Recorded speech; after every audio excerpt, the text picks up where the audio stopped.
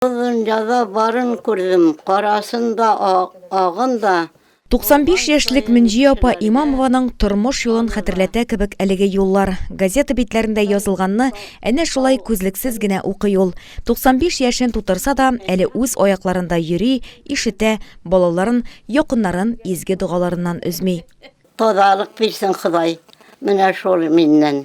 Сугыш башланганда Мөнҗи апага нибары 10 яшь була. Әтисе фронтта һәлак була. 13 яшендә әнисез кала ул. Бала чагы авыр хезмәттә уза. Колхоздасың инде. Басуда эшләйсең, икмәкләр арасында йөрдем инде. Эшләдем.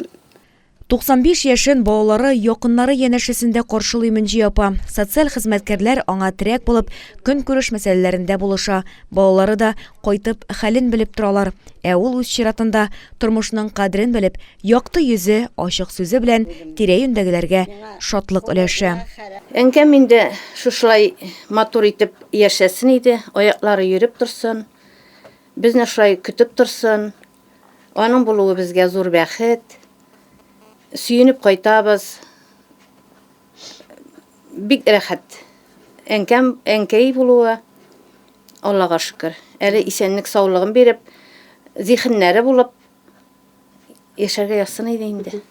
Авыр елларда куйган тырыш хезмәте югары бәяләнә. Бөек Ватан сугышында фидакар хезмәт өчен күп санлы юбилей медальләре белән бүләкләнә.